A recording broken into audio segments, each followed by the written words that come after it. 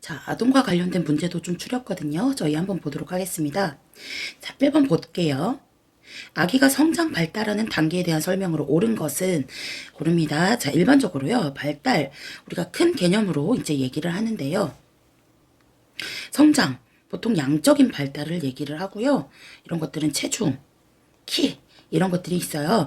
자, 발달, 뭐 성숙 이렇게도 얘기를 하는데 질적인 발달을 얘기를 합니다. 자, 이런 것들 자, 우리가 발달을 하는데 오늘까지는 이만큼 발달했으니까 잠깐 멈췄다가 다음 것도 발달할 거야. 이런 거 아니잖아요. 네, 발달은 연속성이 있고요.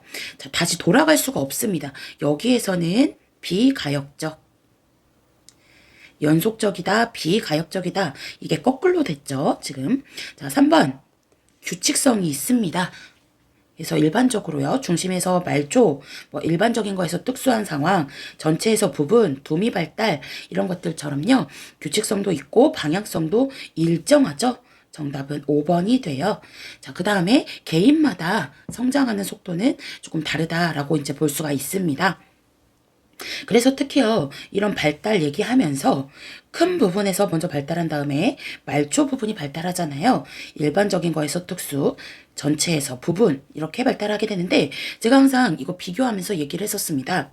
발달은 중심에서 말초 방향이에요. 다만, 우리 침상목욕 같은 거요. 시켜주거나, 아니면 붕대, 아니면 석고 감을 때 그때는 뭐였죠? 그쵸, 말초에서 중심 방향, 특히 이런 거 감아줄 때 항상 늘 사지 끝은 노출시켰었죠. 이게 1% 테트라사이클린을 저만하는 이유로 옳은 거예요. 우리가 일반적으로 질산은이라고도 합니다. 그래서 보통 항생제 성분이 들어있는 이런 안약 저만하는 이유는 뭐죠? 그렇죠. 당연히 임균성 안염을 예방하기 위해서 그렇습니다. 자, 그럼요. 또 중요한 것들 같이 찝어보도록 할 건데 특히나 이 임균 같은 경우는 공중보건에서도 굉장히 중요합니다. 그래서 임균, 자, 우리 일으킬 수 있는 균 뭐예요? 임질균이라고도 하는데 몇 급에 들어가요? 그쵸? 4급. 성맥의 질환이다라고 했었거든요. 그래서 제가 성맥의 질환 같이 기억하면 좋다고 했었어요. 그 사람 일도 못하는데 이번에 또 연임됐대. 큰일 났다. 메타작 하자. 연성화감, 임질, 클라미디아, 매독 이런 거 대표적인 성맥의 질환이라고 얘기했었습니다. 그래서 다만 에이즈 얘기하면서 에이즈는 상급에 들어가는 성맥의 질환으로도 들어가거든요. 그래서 그거는 3급, 나머지 이런 놈들은 같이 4급에 들어가는 놈들이다 라고 기억해주자라고 얘기했었고요. 특히요, 이 임균 같은 경우는 아이한테는 이런 임균성 안염, 신생아 안염 일으킨다고 했어요. 엄마한테는, 모성에게는 어떤 거 일으키죠? 대표적인 임균, 네, 그쵸. 자궁의 임신 일으키는 주된 원인균이다라고 얘기했었습니다. 그럼 또 이 자궁의 임신 같은 경우는요, 자, 가장 호발하는 곳이 어디예요? 호발. 가장 잘 걸리는 곳. 네, 맞아요. 난관. 원래 난관은 뭐 하는 곳이죠? 네, 수정되는 곳인데, 착상을 자궁 가서 못하고, 여기에서 착상을 해버린 거죠. 그래서 자궁의 임신이 가장 호발하는 곳은 난관이다. 그럼요. 이게 수정란이 자라면서 빵하고 복강 내에서 터질 수가 있잖아요. 그래서 우리가 산모가 복강에 극심한 통증, 그리고 배꼽 주변이 파랗게 모여들었다, 파랗게 됐다, 쿨렌징후, 혈압이 떨어졌다, 의심할 수 있는 것도 자궁의 임신이었었죠. 그래서 임질균, 아이한테는, 신생아에게는 임균성 안염, 모성에게는 자궁의 임신, 그래서 같이 기억하자라고 얘기했었어요. 자, 그리고요. 자, 보기에서 중요한 것도 있잖아요. 미수가 망막증이라고 하는 거 같은 말, 수정체 후부섬유 증식증이라고도 얘기를 하는데 보육기의 산소 농도가 너무 높으면 아이에게 이런 미수가 망막증 같은 말, 수정체 후부섬유 증식증 일으킬 수 있다라고 얘기를 했었죠. 그리고 특히 거기에서 보면요. 자, 백내장. 뭐가 하얘진 거예요? 그쵸? 수정체가 하얘진 거. 백내장으로 수술받고 퇴원했대요. 백내장 수술은 미리 책정된 진료비로 지불한다. 무슨 수가제였죠? 맞습니다. 보갈수가제. 복시 겹쳐 보이는 거잖아요. 사실 눈의 협응 능력이 떨어진 걸 얘기를 하거든요. 그래서 제가 자, 우리 고기 중에 맛있는 거 뭐예요? 육사시미, 육사시미. 아이에게 6개월까지 사식기 있는 거 정상이었습니다. 자, 밑에 있는 것도 볼게요. 모자보건법에서 정의하는 신생아. 자, 일단 모자보건 사업 대상이 맞거든요. 신생아 28일 이내 아이를 얘기하죠. 그러면 모자보건 사업 대상이 되는 사람들은 신생아도 되고요.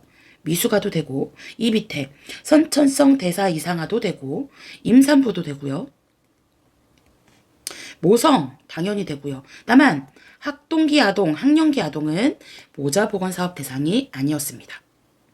이미 접종 끝냈어야 하는 거. 자, BCG는 뭔가요? 4주 이내에 맞는, 네, 맞아요. 결핵 예방 주사잖아요. 자, 일단 결핵은 몇 급인가요? 그렇죠. 2급에 들어가죠. 그리고 이 BCG 몇 cc? 0.1cc 피내 주사한다고 했었습니다. 자, 일단 제일 처음 맞을 거는 네, B형 간염으로 들어가게 되죠. 그리고요. 이런 예방 접종을 무슨 면역이라고 하죠? 그쵸? 인공 능동 면역이라고 합니다. 그래서 인공 능동, 자연 능동, 자연 피동, 뭐 인공 수동 이런 것들 반드시 기억하셔야 되죠. 워낙 국시에서 기출이잖아요. 자, 그다음에 자, MMR 3개 들어가요. MMR에 들어가는 건 다 2급이에요. DTP는 1급, 2급, 3급 각자 하나씩 들어가거든요. 자, MMR 뭐뭐 들어가죠? 네, 맞습니다. 홍역, 풍진, 유행성 이하선염 들어가게 되고요. DTP에 들어가는 건 뭐죠? 그쵸. 1급에 있는 디프테리아. 2급은요. 백일해. 3급은 파상풍. 이렇게 들어가게 되죠. 자, 그리고요. 얘네는 다 2급, 얘네는 1, 2, 3급 이렇게 들어가게 되고 수두 같은 경우는 몇 급인가요? 네, 맞습니다. 수두 2급. 일본내염. 네, 모기 하면 떠오르는 놈이죠. 네, 3급에 들어가고 특히 제가 필수 예방접종 무조건 암기 그거는 외우셔야 한다고 했었죠. 반드시 외우시고요. 자, 순서 제일 먼저 이제 B형 간염 됐잖아요.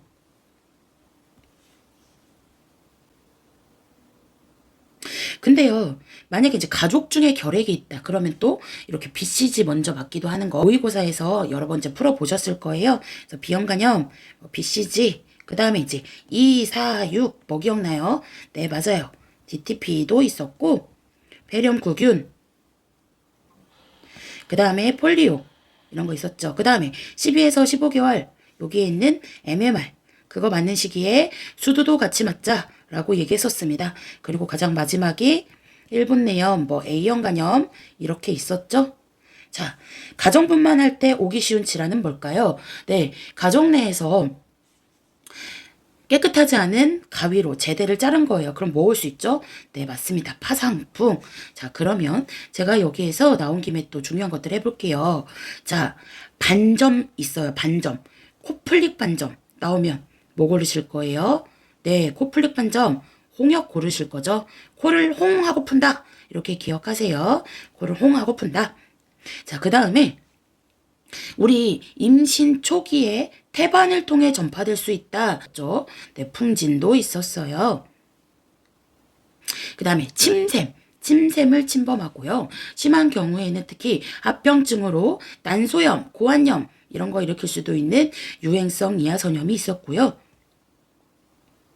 그 다음에 아까도 얘기했던 파상풍 같은 경우는 특히 경련, 발작 같은 게 있을 수 있잖아요. 그래서 우리가 등이 활처럼 굽는다.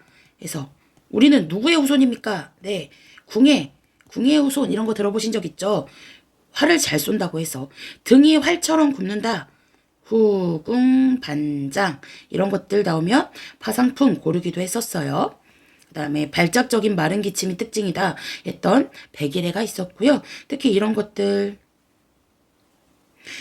또 기침 얘기하면서 저는 발작적인 마른 기침. 자, 노화에 따른 변화로는 기침은 어때요? 기침 반사는 외부에서 이물질이 들어왔을 때 그것을 효과적으로 뱉어내는 능력이 떨어지잖아요. 노화에 따른 변화로 기침 반사 감소 이런 것도 있었고 특히 자, 성인 간호에서 객혈일 때 절대 안정 중요하잖아요. 그리고 또 흉부의 냉찜질 같은 것도 할 수가 있었고 큰 기침 아니에요. 잔기침을 격려한다. 이런 것도 있었죠. 그러면 큰 기침을 격려했던 건 어디였습니까? 네, 응급에서 이물질 같은 거 걸렸을 때 큰 기침 격려했던 것도 기억하실 거예요. 자, 4번도 한번 볼게요. 신생아 목욕에 대한 설명으로 옳은 거. 자, 일단 신생아는요. 태어나고 24시간 이내에 하는 4대 간호가 있었거든요. 네, 우리 신생아 4대 간호 있었어요. 거기에 특히 통목욕 같은 거 들어가거든요. 네, 통목욕 들어갑니다. 하지만 미수가 조사하는 통목욕 아니고 오일 목욕 같은 거 했었고요. 특히 24시간 이내에는 태어나고 나서 고개를 아래로 구강 내에 있는 이물질 같은 거 흡입은 해줬죠. 고개 아래로 뭐 고개를 옆으로 해서 이물질 같은 거 흡입도 해줬었고 목에 제대 같은 거 감겨 있는지 확인도 했었습니다. 그 다음에 특히 똥, 태변 나왔는지 확인해 봤었죠. 그래서 특히 태변이 안 나왔다 항문 직장기형 의심도 한다고 했었고요. 그 다음에 감염 유무 같은 거 확인하려고요. 제대, 출혈 같은 것들도 확인을 했었고요. 자, 목욕할 때는 발부터 먼저 담근다고 했었어요. 그 다음에 정답은 2번이 되는데 최대한 빠른 시간에 목욕을 끝냅니다. 자극적인 비누 같은 거 사용하지 않을 거고요. 담그는 건 발부터 담그는데 씻는 순서는 무슨 방향이에요? 네, 두미 방향. 이런 목욕물의 온도 우리 엄마가 확인해 볼 수가 있죠? 어디로 확인해 봐요? 네, 팔꿈치로 온도도 확인해 볼 수가 있었고, 특히 우유 같은 거 줄 때, 그럴 때, 우유 같은 경우는 네, 팔의 안쪽에 떨어뜨려서 온도 확인해 볼 수가 있었습니다. 그래서 목욕은 또 팔꿈치로 확인했었고요. 이런 신생아 목욕이요. 자, 산모한테 교육을 시키려고 합니다. 그럼요, 우리 특히 교육자 입장에서는 시범을 보여주고 얼마나 잘 따라오고 있는지 얼마나 잘 수행하는지 관찰법을 통해서 확인할 수가 있죠. 그래서 이런 거 신생아 목욕이나 칫솔질, 뭐 복막투석 이런 것들 인슐린 자가주사 교육 이런 것들은 시범 관찰법이 효과적이다라고 얘기했었어요. 그리고 특히 이런 목욕이 중요한 이유는 엄마와 아이 사이에 유대감 형성하고도 관련이 있었어요. 그래서 목욕 같은 거 같은 시간에 해주는 게 좋았었고 보통 5에서 10분 정도 했었습니다.